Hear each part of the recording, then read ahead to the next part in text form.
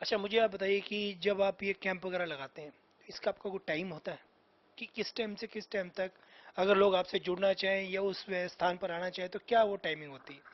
देखिए, हमारे अनेक टाइमिंग्स होते हैं, अलग अलग टाइमिंग्स होते हैं, अलग अलग स्थानों पर कार्यक्रम होते हैं।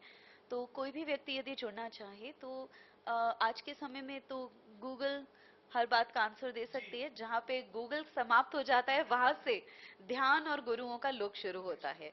तो कुछ प्रश्न ऐसे भी हैं जो गूगल नहीं दे सकते। तो जहाँ आपको ऐसे प्रश्नों के उत्तर ना मिले जो गूगल दे सकता हो, वहां से आप किसी सदगुरु के निकट आते हैं। लेकिन आप गूगल पर यदि अर्चना दीदी टाइप करें या मेडिटेशन गुरु अर्चना दीदी टाइप करें तो आपको हमारे बारे में पूरी जानकारी मिल जाती है फ़ोन नंबर्स के माध्यम से। आप हमारी वेबसाइट पर जाकर भी आपको अनेक अनेक शिविरों के बारे में पता चल जाएगा, जो पूरे भारत देश में और भारत से बाहर भी जो हमारे कार्यक्रम होते हैं उनका पूरा विवरण आपको वहां पर मिल जाता है। लेकिन हमारे हर स्थान पर कार्यक्रम होते हैं और उनका अलग अलग टाइमिंग्स रहते हैं। लेकिन ज़्यादातर क्योंकि ध्यान के कार्यक्रम हैं तो मॉर्निंग टाइम ज़्यादा होते हैं, सुबह का टाइम, ताकि आप एक शुरुआत दिन की जो करें वो ध्यान से करें, परमात्मा से जुड़कर स्वयं को जानकर शांति के साथ करें, ताकि पूरा दिन आपका शांत रह सके। तो ज़्यादातर कार्यक्रम सुबह होते हैं। अब मैं एक पर्सनल क्वेश्चन आपसे करूंगा। ध्यान आप भी करते हैं, तो आपकी कोई टाइमिंग है ध्यान करने की या जब मर्जी आप, जैसे कि सुबह या दोपहर या शाम? क्योंकि देखो, आप जब तक आप खुद ध्यान नहीं करेंगे आपने लोगों को जागरूक कैसे कीजिए? देखिए, मैंने कहा ध्यान अवस्था है। जहाँ तक हम ध्यान में लीन होने की बात करें तो अ, बिल्कुल टाइमिंग्स हैं मेरे। मैं सुबह शाम दो समय साधना में रहती हूँ। तो धर्म और प्रकृति, जो हमारी ये प्रकृति है, जो कुदरत ने हमें दी है, उस पे हम आपके विचार जरूर चाहेंगे। धर्म हमारे लिए कितना महत्वपूर्ण है और जो प्राकृतिक है हमारी, उस वो हमारे लिए, शरीर के लिए, इस देश के लिए भी कितनी महत्वपूर्ण है? देखिए, जहाँ तक आपने प्रश्न किया धर्म के संबंध में, तो देखिए मैं ये मानती हूँ धर्म कर्म कांड नहीं होना चाहिए। आपके ऋषि मुनियों ने आपके धर्म को आपके जीवनचर्या का, आपकी जीवन शैली का एक हिस्सा बना दिया। उन्होंने आपके धर्म को किसी कर्म कांड में नहीं बांधा। अगर आप देखेंगे तो उन्होंने प्रार्थना योग को आपके जीवन शैली का हिस्सा बनाया कि आपने भोजन करना है तो सबसे पहले हाथ जोड़ के प्रणाम करना है, ध्यान प्रार्थना करनी है, उसके बाद भोजन करना है। अगर आपने किसी से मिलना है तो हाथ जोड़ के नमस्कार करना है। आपने सुबह उठना है, सबसे पहले जाकर परमात्मा के मंदिर में या किसी भी स्थान पर जाना है और पूजा अर्चना करनी है, प्रार्थना करनी है। तो उन्होंने इसे कर्म कांड नहीं बनाया, उन्होंने इसे आपकी जीवन शैली का, पूरे दिनचर्या का एक हिस्सा बना दिया, आपके जीवन का एक हिस्सा बना दिया कि ये ध्यान है, ये अध्यात्म है और यही धर्म है। तो उन्होंने धर्म को अलग नहीं रखा। जब आप धर्म को अलग रखते हैं, कठिनता वहां आती है। तो आप जब धर्म को अपने जीवन का हिस्सा बना लेते हैं तो वो चीज आपके जीवन का एक हिस्सा बनते बनते धर्म अलग नहीं रह जाता, आपका जीवन ही धार्मिक हो जाता है। आप उस धर्म में जीने लगते हैं। तो बस धर्म वही है जो आपको परमात्मा से जोड़े, जो आपको धार्मिक बना दे। जो धर्म आपको हिंसा सिखाए, परमात्मा से दूर करना सिखाए, वो धर्म नहीं। धर्म वो है जो आपको परमात्मा से जोड़ सके, और परमात्मा से जोड़ने का अर्थ है कि उसके सारे गुण आप में आ सके। जैसे वो प्रेम पूर्ण है तो आप भी प्रेम पूर्ण हो जाएं। वो शांति से युक्त है तो आपके अंदर भी शांति आ जाए। वो आनंद का सागर है तो आनंद की बूंदें आपके अंदर भी आ जाए। तो उसके सारे गुण जब आपके अंदर आने लगते हैं तो आप धार्मिक होते हैं। अब आपने दूसरा प्रश्न किया प्रकृति के संबंध में। तो देखिए, प्रकृति के संबंध में हमारे ऋषि मुनियों ने आज से इतने वर्ष पूर्व से ये कहा हुआ है, ये सिद्ध किया हुआ है कि इस प्रकृति में जीवन है। आप पेड़ पौधों को देखें तो उनमें जीवन है।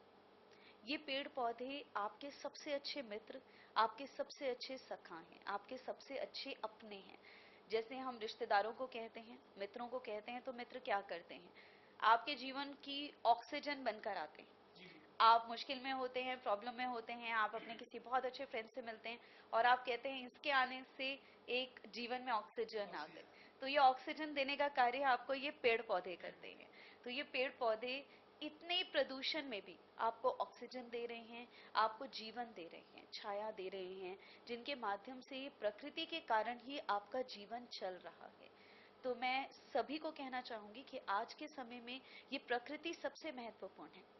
आज हमारे जितने भी हम प्रदूषण के जितने भी हानि देखते हैं, जितने भी हम हानिकारक चीजें अपने जीवन में देख रहे हैं या हम संसार में देखते हैं, उसका एक बहुत बड़ा कारण ये है कि हमने इस प्रकृति का विनाश कर दिया और अपने स्वार्थ के लिए किया।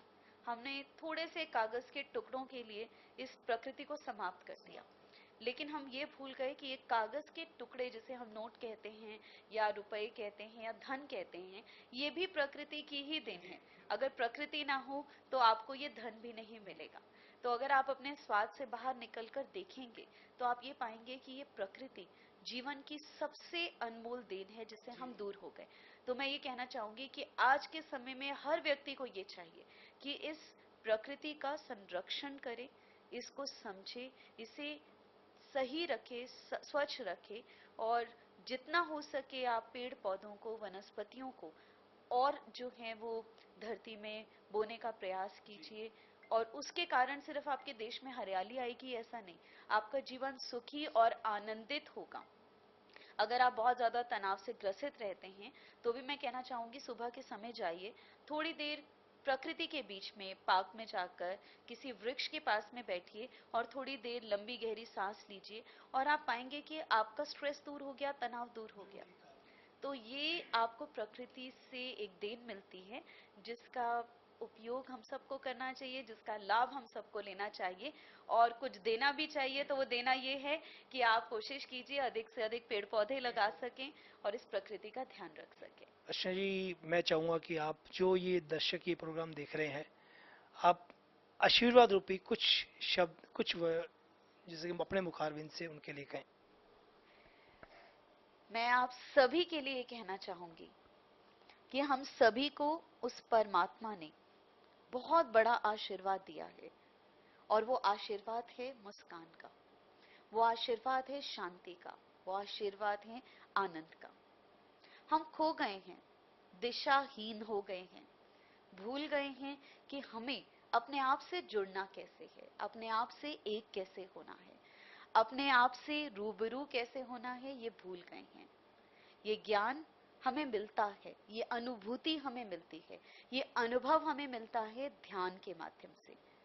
ध्यान आपको किसी धर्म से जोड़ने का नाम नहीं, ध्यान आपको परमात्मा के किसी एक स्वरूप से जोड़ने का नाम भी नहीं है। ध्यान आपको आपसे मिलाने की कला है। ध्यान आपको ये सिखाने की कला है कि कैसे आप जीवन में आनंदित हो सकते हैं, प्रसन्नचित और शांत हो सकते हैं, और वो भी बिना किसी कारण के। जब आप कारण से आनंदित होते हैं तो उसे मुस्कुराना कहते हैं, उसे सुख कहते हैं। लेकिन जब आप स्वयं से मिलते हैं, स्वयं से एक होते हैं, तो आप आनंदित हो जाते हैं बिना किसी कारण के। आप झूमते हैं, नृत्य करते हैं भीतर से। आपका ये हृदय आनंदित भी होता है और आंदोलित भी होता है। यदि आप सभी लोग इस अनुभव को, इस अनुभूति को पाने के इच्छुक हैं, तो मैं आप सभी को आमंत्रण देना चाहूंगी, निमंत्रण देना चाहूंगी कि जुड़िए अपने आप से, जुड़िए ध्यान से, और इस अनुभूति को स्वयं अनुभव कीजिए। धन्यवाद। बहुत बहुत धन्यवाद आपका। तो आज हमने आपको रूबरू करवाया मेडिटेशन गुरु